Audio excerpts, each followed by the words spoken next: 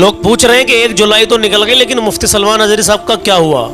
कुछ चैनलों पर आपने देख भी लिया होगा, लेकिन 2 बड़ी अहम खबरें मैं आपको और बताने के लिए जा रहा हूँ मुफ्ती सलमान अजहरी साहब से रिलेटेड। तो आपने अगर इस वीडियो को प्ले किया है, उनसे मोहब्बत अक़ीदत रखते हैं, तो दुआ तो उनके लिए आप कर ही रहे हैं, लेकिन आप 2 मिनट की ये बात ज़रूर सुन के जाएँ। छोटी सी आज की वीडियो रहेगी, ज़्यादा लंबी नहीं रहेगी। मैं आपको मुफ्ती साहब की 2 खबरें बताता हूँ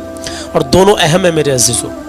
अस्सलाम वालेकुम प्यारे दोस्तों, बुजुर्गों, हमारी माँ बहनों, उम्मीद करता हूँ इंशाअल्लाह आप सब खैरियत से होंगे। अल्लाह की बारगाह में यही दुआ करता हूँ, अल्लाह आप सबको हमेशा खुश रखे। मैं आपका भाई मोहम्मद इफरान आज मुफ्ती सलमान अजहरी साहब के ताल्लुक से एक और नई खबर लेकर हाजिर आया हूँ। वो खबर ये है दोस्तों कि मुफ्ती सलमान अजहरी साहब के वकील सुप्रीम कोर्ट क्यों नहीं जा रहे हैं, इसकी क्या वजह हो सकती है, आज आइए इस वीडियो में सुनते हैं कमरान भाई की जुबानी। आप तमाम लोग जानते हैं कि मुफ्ती सलमान अजहरी साहब जो हैं अभी तक जेल में कैद हैं और उनकी रिहाई को लेकर के कोई भी खबर सामने नहीं आ रही है। ऐसे में सोशल मीडिया प्लेटफॉर्म पर लगातार मुझसे ये लोग सवाल कर रहे हैं कि आखिरकार क्या कुछ अपडेट उनकी रिहाई को लेकर के आ रही है। हमने आपको पहले भी बताया है और अभी भी ये साफ लफ्ज़ों में बताना चाहता हूँ। वीडियो में आगे और बातचीत भले करेंगे, लेकिन उससे पहले ही आपको ये बात बता दें कि अभी तक उनकी रिहाई को लेकर के कोई भी ऑप्शन नहीं दिखाई दे रहे हैं। यानी कि उनकी रिहाई की अभी कोई उम्मीद की किरण जो है वो दिखाई नहीं दे रही।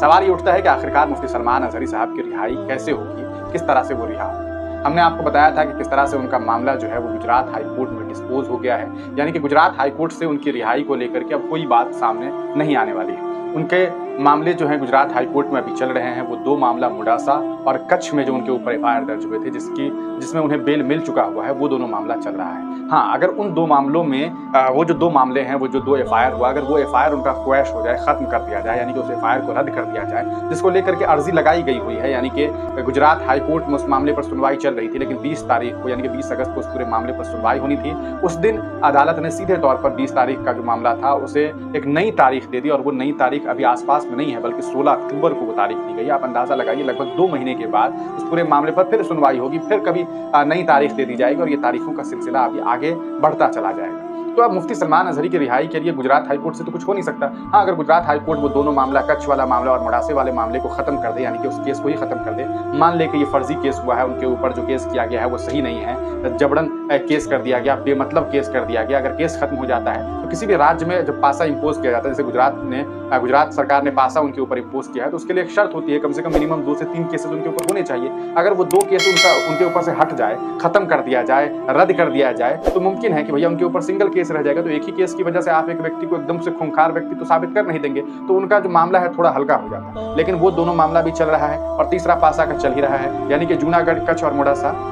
इन 3 जगह में जो केसेस हुए वो तीनों मामला इनके चल ही रहे हैं। तीनों मामले में उन्हें रिहाई तो मिल गई, लेकिन जूनागढ़ के कलेक्टर साहब ने इंस्पेक्टर साहब के मानने पर, कहने पर जो है उनके ऊपर पासा इम्पोज कर दिया और पासा उनके ऊपर लगा हुआ है। पासा एक बेहद जबरदस्त और कहा सकता है बेहद परेशान करने वाला, जैसे यूएपीए का आपने नाम सुना होगा, एनएसए का नाम आपने सुना होगा। इन जैसे धाराओं में मसला ये हो जाता है कि आदमी रिहा नहीं हो पाता। रिहा मतलब केस खत्म होना तो बहुत दूर की बात है, आदमी को बेल नहीं मिल पाता है। आप देखिए ना, देश में सरजील इमाम है, उमर खालिद है, खालिद सैफी है, अथर है और न जाने कितनी दर्जन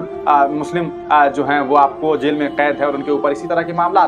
कई लोग तो 4-4 साल से, 2-2 साल से, 3-3 साल से अपनी तारीख का इंतजार कर रहे हैं कि भैया एक दिन फैसला दे दीजिए कि बेल देना है या नहीं देना है। इन तमाम चीज़ों का इंतजार हो रहा है। ऐसे में मुफ्ती सलमान अजहरी की रिहाई के लिए रोज़ हमसे लोग पूछते हैं, तो हमने आपको बताया कि क्या कुछ हुआ है। अब मामला एक ही है और एक ही ऑप्शन है, वो ऑप्शन है सुप्रीम कोर्ट, कि मुफ्ती सलमान अजहरी के वकील सुप्रीम कोर्ट जाएं, वहां जाकर के दोबारा से फरियाद करें कि ऐसा ऐसा मामला है सर, हम गए गुजरात हाई कोर्ट ने हमें रिहाई नहीं दी, हमें जो है वो वहां से कोई आसानी नहीं मिली। तो ऐसे में गुजरात हाई कोर्ट के जो फैसले हैं उस फैसले को रिव्यू किया जा सकता है। रिव्यू करने के बाद सुप्रीम कोर्ट उस मामले को देखेगा, या तो सुप्रीम कोर्ट में नए सिरे से मामला को दर्ज किया जाएगा, या उसी मामले को रिव्यू करके देखेंगे सुप्रीम कोर्ट के जजेज और उन्हें लगेगा कि नहीं, गलत फैसला है, गलत फैसला दिया गया, तो वो मामले को पलट देंगे। तो सुप्रीम कोर्ट में मामला जाना भी चाहिए। हमने कल, आज तो मैंने नहीं देखा है, लेकिन कल तक जो मैं देख पा रहा था, अभी तक सुप्रीम कोर्ट में इस पूरे मामले पर कोई भी जो है अर्जी नहीं लगाई गई है। तो जब तक अर्जी लगाई नहीं जाएगी, जब तक पिटीशन जो है आप दर्ज नहीं करेंगे, यानी कि जब तक आप रिहाई की मांग नहीं करेंगे, जब तक आप जो है कहा सकते हैं अपनी बेल के लिए जाएंगे नहीं, तब तक सुप्रीम कोर्ट तो खुद संज्ञान में ले नहीं लेगा, है ना, कि भैया मुफ्ती सलमान अजहरी साहब हैं, एक जेल में गए हुए तो उन्हें रिहा कर दो। सुप्रीम कोर्ट क्यों आप में इंटरफेयर करेगा? तो आपको सुप्रीम कोर्ट जाना होगा, लेकिन अभी तक सुप्रीम कोर्ट जाने की खबर सामने नहीं आई है। अब कुछ लोग ये सोचेंगे कि यार मुफ्ती सलमान अजहरी साहब ऐसा क्यों कर रहे हैं, क्या वजह हो सकती है।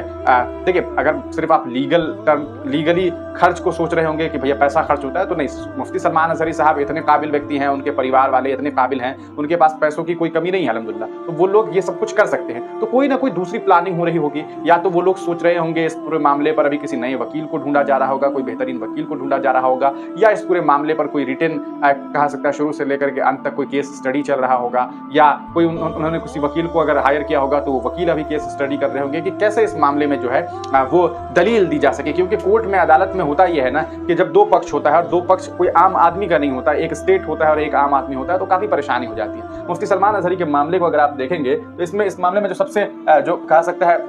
अगर मैं आपको समझाने की कोशिश करूं तो जो सबसे बड़ी बात है ना वो ये है कि ये मामला दो व्यक्ति का मामला नहीं है, एक स्टेट का मामला है। स्टेट का मतलब क्या होता है कि एक तो खुद गुजरात सरकार है, यानी कि गुजरात गवर्नमेंट की लड़ाई किससे चल रही है? गुजरात गवर्नमेंट की लड़ाई चल रही है सलमान अजहरी से। अब आप सोचिए ना कि एक इंसान की लड़ाई जो है वो सीधे तौर पर सरकार से, गवर्नमेंट से करवा दीजिएगा तो परेशानी तो होगी। अब क्या है कि मान लेते हैं मुफ्ती सलमान अजहरी साहब अपना वकील हायर करते होंगे, उनका चार्जेस है, उनको बहुत सारी चीज़ें मुहैया करवानी है, बहुत सारी जानकारी देनी है। वहीं गुजरात सरकार जो है उनके पास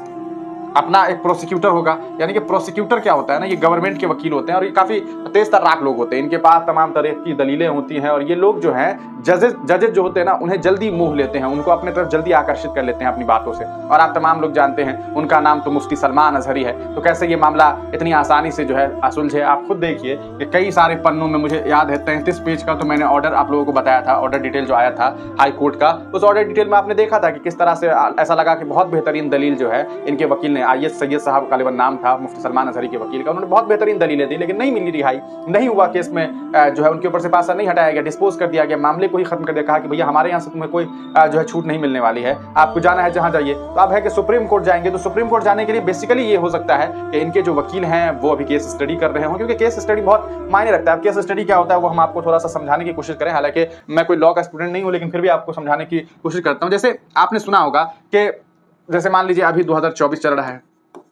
मुफ्ती साहब का मामला 2024 में सुप्रीम कोर्ट में जाएगा, तो जो वकील साहब होंगे ना वो सिर्फ 2024 की बात नहीं करके, केस स्टडी में क्या होता है कि कोई वो 1992 का केस, कोई वो 2012 का केस, कोई 2017 का केस मतलब ये कि एक ऐसा केस जिसमें फैसला आ गया होगा, उस केस को ला करके एक दलील देंगे कि देखिए साहब ऐसा है कि 2017 में इस तरह का एक मामला था, उस मामले में अदालत ने क्या फैसला दिया। तो एक केस स्टडी किया जाता है जिसमें आप अक्सर सुनते होंगे कि Ram Manohar Lohia versus state of India, यानी कि गवर्नमेंट ऑफ इंडिया, या फिर स्टेट ऑफ गुजरात वर्सेज कोई नाम होता है कि भाई Samiullah versus state of Bihar. तो इस तरह से अलग अलग स्टेट में क्या कुछ फैसले आए, उन फैसलों की दलीलें जो हैं वो ला करके पेश की जाती है कि देखिए ऐसा है। अब जैसे इस मामले में पासा का मामला है,